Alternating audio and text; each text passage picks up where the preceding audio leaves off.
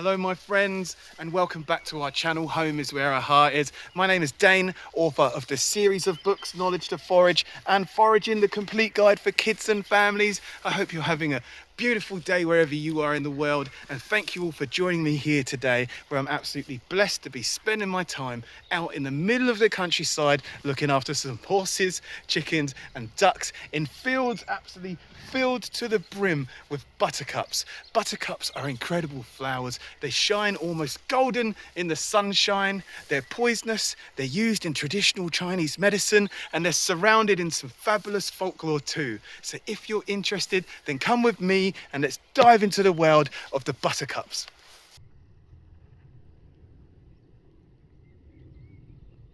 So here we have some bright, beautiful buttercups.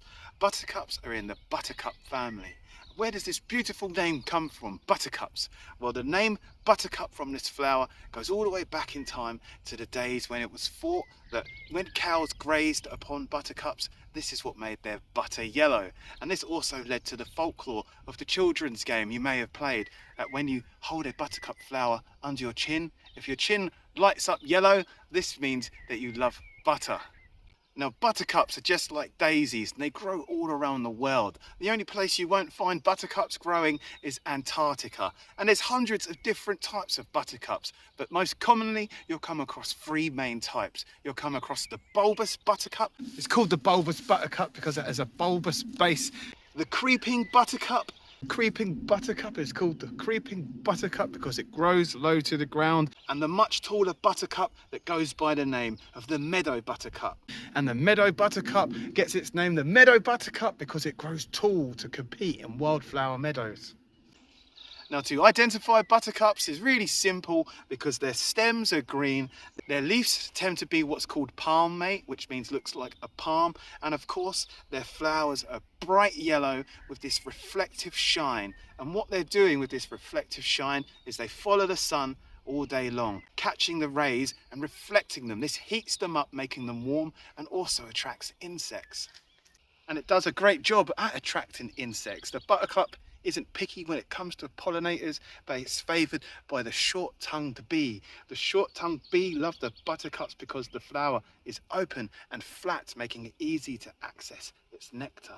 Now, did you know that all these bright, beautiful buttercups are poisonous? If I was to eat one of these flowers, leaves or stem right now, I'd get a horrible, bitter flavour in my mouth, followed by a burning sensation and then mouth blisters. And if I was actually able to swallow this plant, I'd get an extremely upset stomach and some serious diarrhea.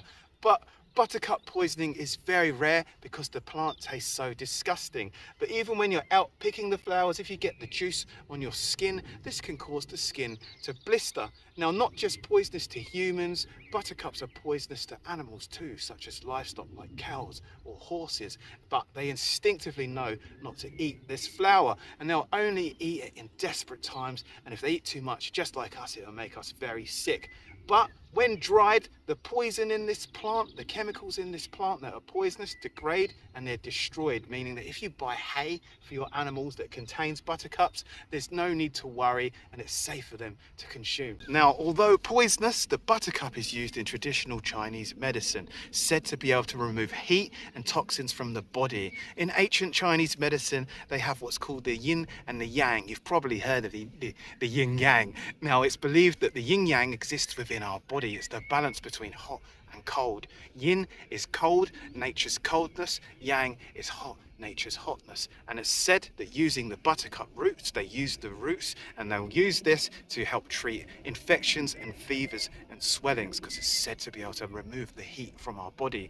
But they don't use buttercup alone because it's poisonous, and they use it with a combination of herbs said to work with the buttercups to help bring balance to the body and make you feel better. But please don't try and make buttercup medicine at home. If you're interested in that, then consult with someone that works within Chinese medicine.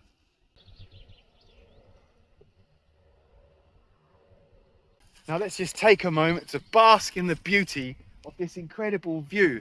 I'm in Wiltshire this week, and this is the North Downs. We can see the North Downs here. What an incredibly beautiful bit of countryside.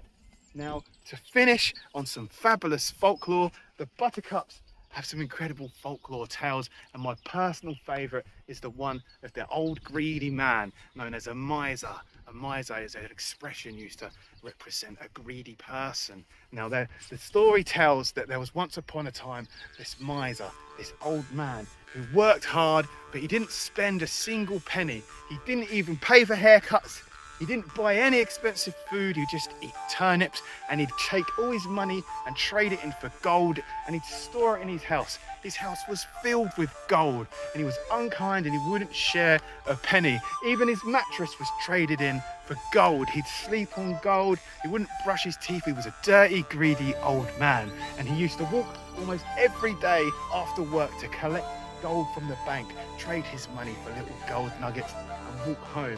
And it was said that one day on his way to the bank, he was walking with his sack of coins, and there were some fairies nearby building a home. They saw the old man and saw that he had a bag of golden coins and said, wow, that would be perfect for a roof for our house. It would be shiny and beautiful and waterproof. So they went up to the old man and asked politely, please, may we have a coin? And the old man turned around and kicked at the fairies. Go away, no! And he wouldn't share with them not a single gold coin, even though his house was filled to the brim with gold. The fairies, of course, were annoyed at this, and as he walked away, cast a spell upon him. The spell being that wherever you go, whatever bag of money you get, a magical hole will appear, and your coins will fall out as you walk across the land. And these coins, when they hit the ground, will grow into a beautiful golden flower, so you will never find your gold coins again. And it's said that the buttercups were born from this old man's coins falling out his bag. So the next time you're out in a field of buttercups or see a single trail of buttercups growing across a field, take a moment to think about the greedy old man who wasn't kind and generous to fairies and paid the ultimate price by planting all his gold coins across the land. So there we have it, people, the brilliant world of the bright, beautiful buttercup, an incredible flower that's poisonous, has a medicinal history in Chinese medicine, and a fantastic folklore too. As always, it's been a pleasure. Don't forget to do all the modern world things such as like, comment and subscribe to this video. It really helps our channel to grow and our nature education to spread across the land. Check out our awesome series of books, Knowledge to Forage and Foraging, the complete guide for kids and families. And check out our new Follow Along Foraging, where me and Stella will send you monthly educational subscription packs that you can fill in and learn in the great outdoors in a fun and engaging way. But most importantly of all, take care of yourselves, and I'll see you all next time. Peace. A greedy old man wonders, heavy bag of coins in hand. As his bag becomes lighter, he can't quite understand. Little does he know that everywhere he goes, his greed leads the way as the buttercups follow.